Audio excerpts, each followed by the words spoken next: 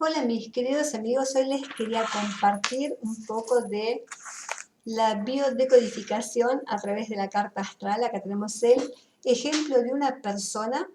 Fíjense la contradicción. Por un lado, tiene un sol fortalecido por la casa quinta, la casa del sol, pero débil por signo que es Acuario. En el mismo sentido está Venus. Por otro lado, una luna que está en el ámbito de la salud, atacada por un planeta de la casa 1 y un planeta muy denso, si bien el mismo elemento que es agua y entonces lo puede transmutar, el aspecto azul que tienen es el biquintil, lo que puedo cambiar para mejorar la situación. Fíjense las cuchillas que tiene atacando, ¿no?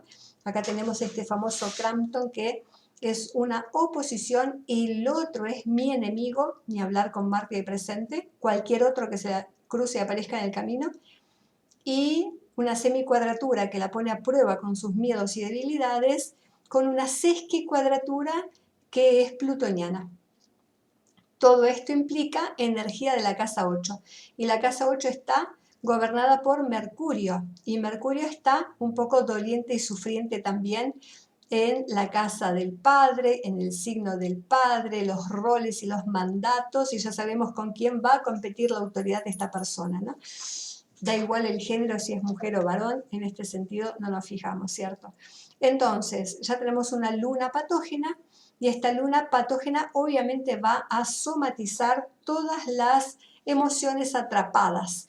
Ahora, ¿cuál es el conflicto en este sentido? Por eso es interesante comprender desde lo racional y mental aquello que es la base y la seguridad para la persona, hogar, casa, familia, y sanar todo lo que tiene que ver con el desamor, porque fíjense qué pasa acá.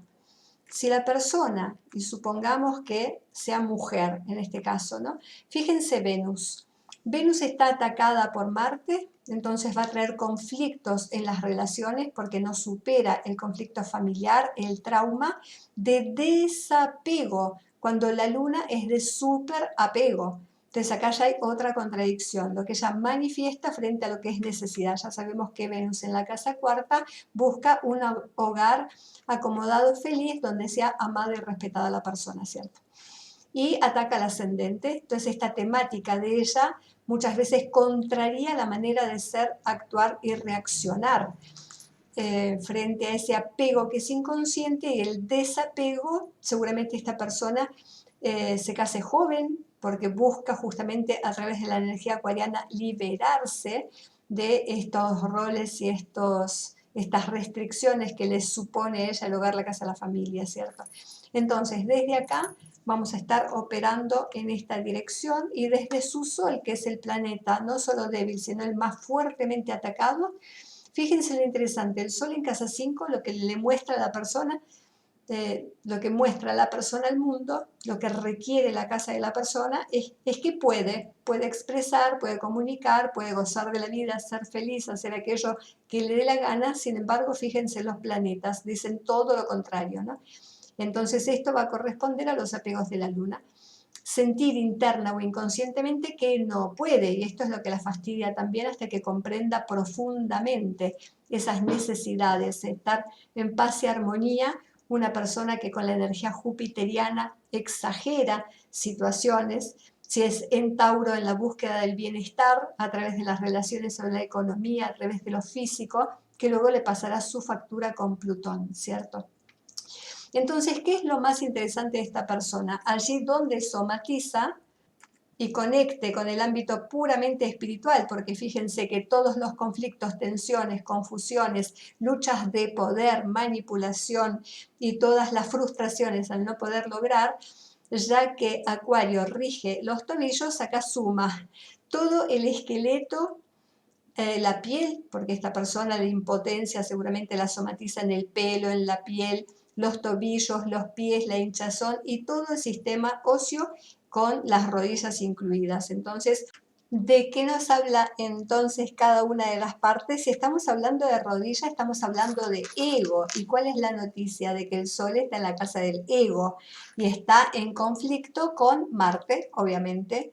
Después tenemos la pantorrilla, escenificada justamente por la parte de Saturno, de la pantorrilla de la rodilla, y de Acuario, el Sol en Acuario tiene que ver con esto, tiene que ver con tensiones y celos. Otra vez tenemos los celos generados por Plutón y por Marte en conflicto. Luego los tobillos, como decíamos, la parte propia de Acuario, tiene que ver con la falta de placer. Y fíjense que justo el Sol está en la casa quinta con el infortunio y afectado también Venus en este caso con Marte, ¿no? Falta de placer, el no poder conectar con la energía taurina y con el Sol en la quinta.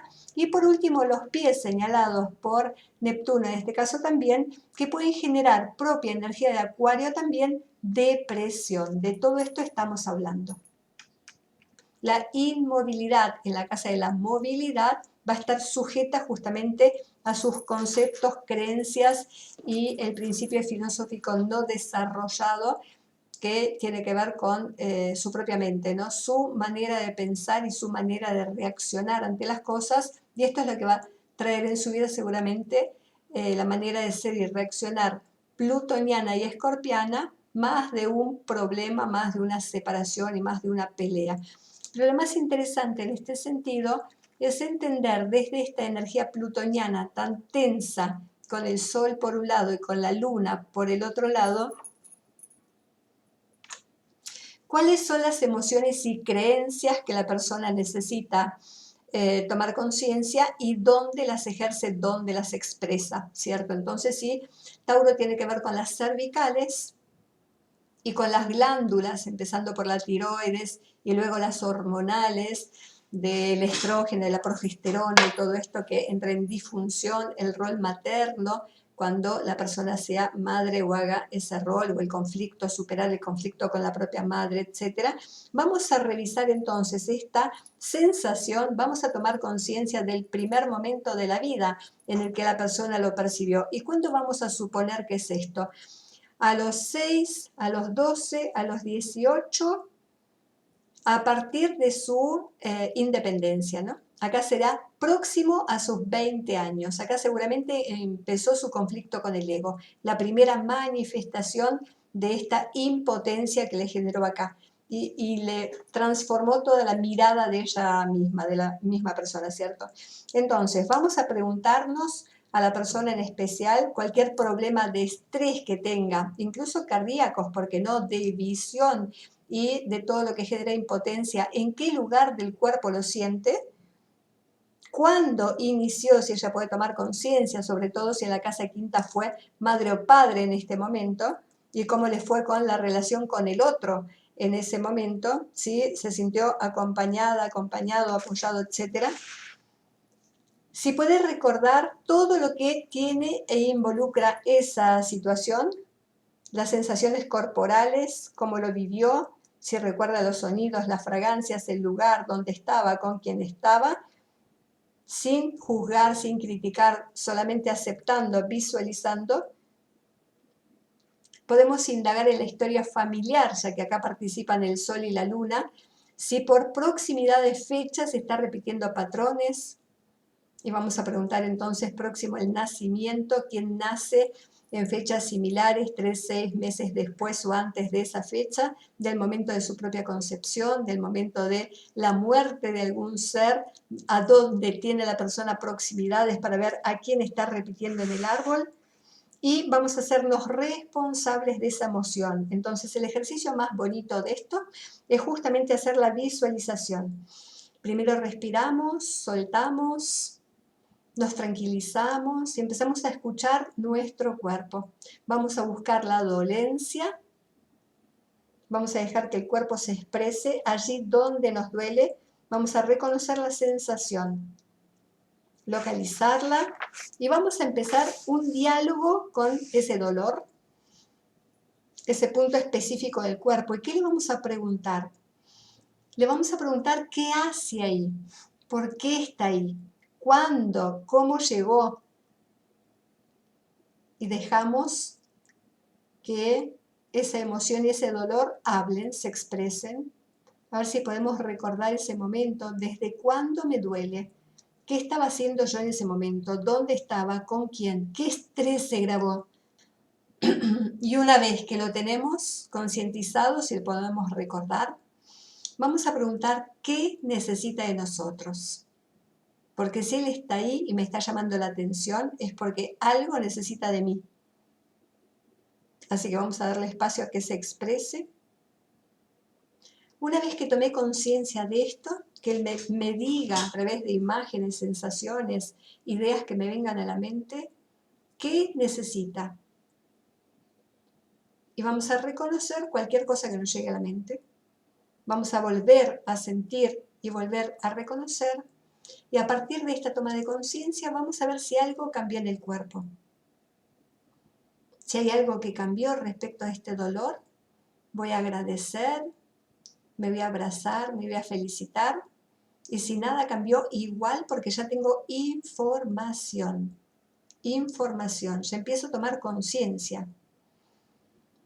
Para poder sanar ahora, y eso de la responsabilidad y no echar más las culpas hacia afuera, lo que vamos a hacer es conectar con 2 o 3 virtudes que sepamos de nosotros. En la lucha, ante los obstáculos y los problemas, ¿qué cualidades surgen en los momentos de dificultad? Perseverancia, paciencia, valor, coraje.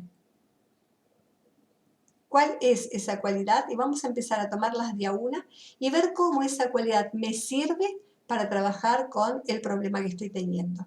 ¿Cómo puedo resolver a partir de lo que mi dolor me dijo? Si se grabó ahí desde el miedo, desde la impotencia, desde qué emoción se grabó, desde qué estrés se grabó, ¿cómo esta cualidad me puede ayudar con eso? Hago lo mismo con la segunda, hago lo mismo con la tercera.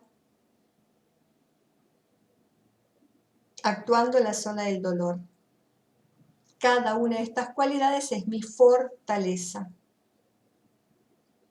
Entonces, para esto voy a recordar qué me dijo mi dolor cuando me expresó que estaba ahí, por qué estaba ahí y cómo reconozco esto, porque en la zona del cuerpo donde se encuentra, ¿qué no puedo hacer? Si son los pies no puedo caminar, si son las rodillas no me puedo flexionar, si es la cintura no puedo girar, si es el cuello no puedo girar la cabeza para para ver lo que está sucediendo de un lado y al otro, con la cintura girar para hacer un cambio de dirección.